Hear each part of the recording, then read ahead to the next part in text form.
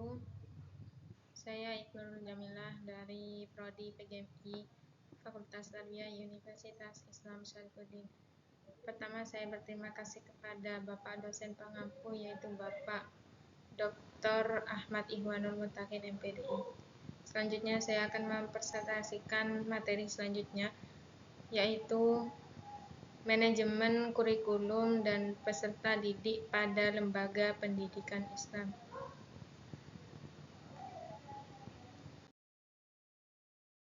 Yang pertama yaitu manajemen kurikulum pada lembaga pendidikan Islam.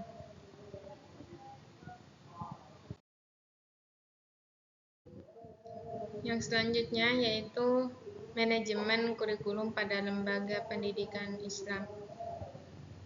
Manajemen kurikulum pada lembaga pendidikan Islam adalah pengelolaan sumber daya untuk mencapai tujuan pendidikan Islam. Manajemen kurikulum ini meliputi penyusunan materi pembelajaran, pengembangan metode pengajaran, dan pengembangan silabus. Jadi, manajemen kurikulum ini dalam lembaga yaitu berupa penyusunan materi pembelajaran. Jadi, sebelum dimulainya pembelajaran di awal semester, itu harus ada penyusunan materi untuk satu semester ke depannya.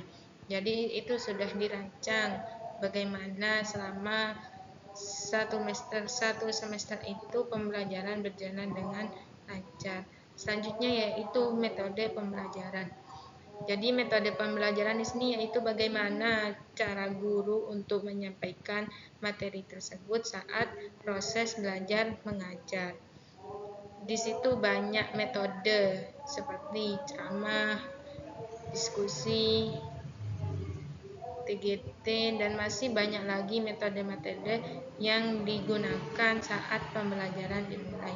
Jadi kita sebagai calon guru harus pandai menyesuaikan metode dalam proses mengajar. Dan yang terakhir yaitu pengembangan silabus. Kan sudah ditata dari awal semester itu silabusnya sudah ditentukan. Jadi semisal satu minggu itu ada 2 pertemuan, maka setiap guru itu harus merancangnya dalam silabus atau semester itu mau diselesaikan dalam beberapa pertemuan, itu terserah gurunya. Yang penting dalam satu semester itu sudah mencapai target silabusnya.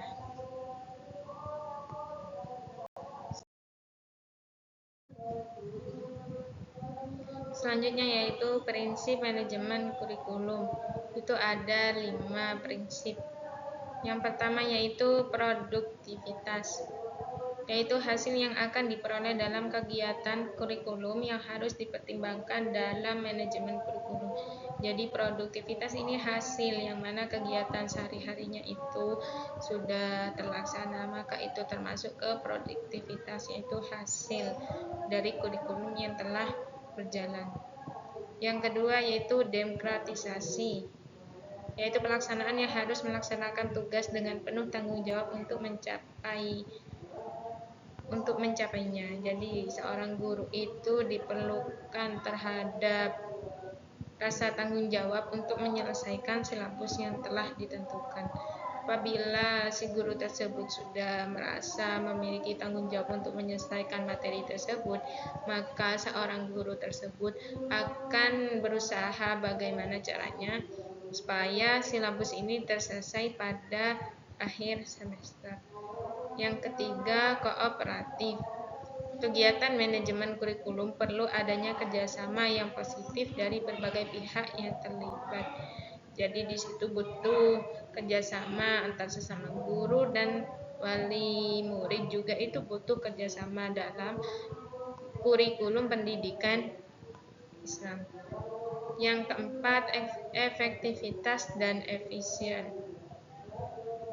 yaitu harus mempertimbangkan efektif dan efisien untuk memberikan hasil yang berguna dengan biaya, tenaga, dan waktu yang relatif. Jadi itu dipertimbangkan antara hasilnya efektif dan efisien itu hasilnya berguna untuk lembaga apa tidak. Kalau sudah memenuhi efektif dan efisien itu berarti sudah termasuk dalam prinsip manajemen kurikulum. Selanjutnya yaitu mengarahkan visi, yaitu proses manajemen kurikulum yang harus dapat memperkuat dan mengarahkan visi, misi, dan tujuan kurikulum. Jadi dalam kurikulum itu harus berarah kepada visi misi yang telah ditentukan di awal, ya, supaya kurikulum tersebut berjalan dengan lancar.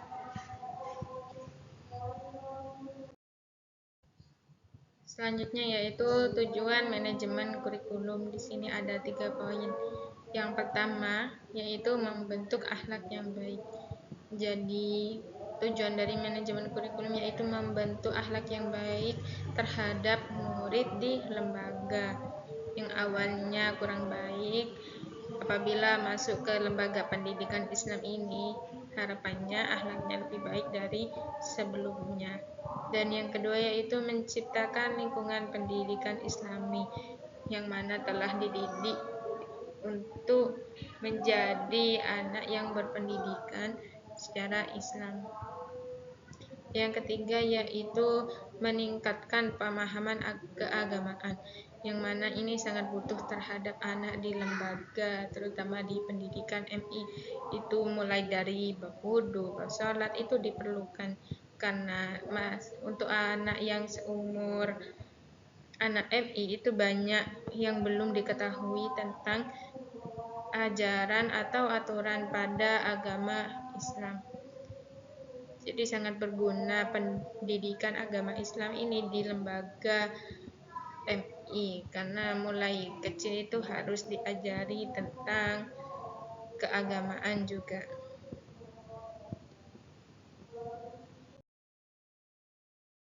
Selanjutnya yang kedua yaitu manajemen peserta didik pada lembaga Islam.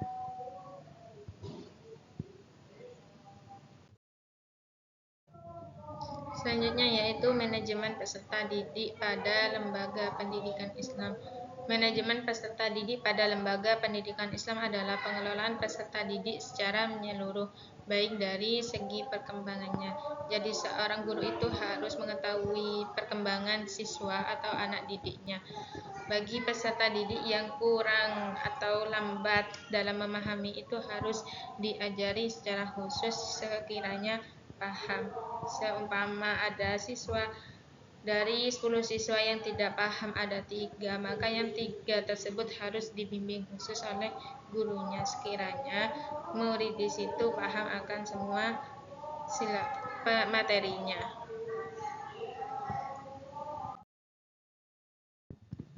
Selanjutnya yaitu tujuan manajemen peserta didik pada lembaga pendidikan Islam. Ini ada 3 poin. Yang pertama yaitu mengatur kegiatan peserta didik agar pembelajaran berjalan lancar, tertib, dan teratur. Jadi seorang guru itu bisa atau harus mengatur kegiatannya peserta didik. Ya mungkin setiap peserta didik itu tidak akan berjalan dengan lancar semua, tidak akan tertib semua, pasti ada yang nyeleneh. Meskipun itu ada 1 atau 2 peserta didik. Jadi seorang guru itu harus mengaturnya supaya peserta didik bisa mempelajari pelajaran dengan lancar. Yang kedua yaitu menumbuhkan minat dan prestasi belajar. Di situ seorang guru harus mengasah atau membimbing dalam setiap prestasi peserta didik, karena di situ peserta didik tidak akan sama dalam prestasinya. Pasti ada yang menonjol di akademik dan juga non akademik. Yang ketiga yaitu membentuk akhlakul karimah yang baik. Di situ seorang guru harus membimbing peserta didik agar memiliki akhlakul karimah yang baik, yang mana guru juga harus berusaha mencontohkan terhadap peserta didik.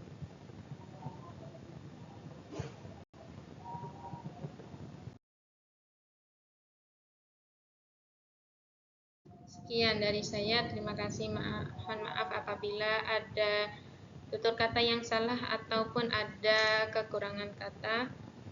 Wassalamualaikum warahmatullahi wabarakatuh.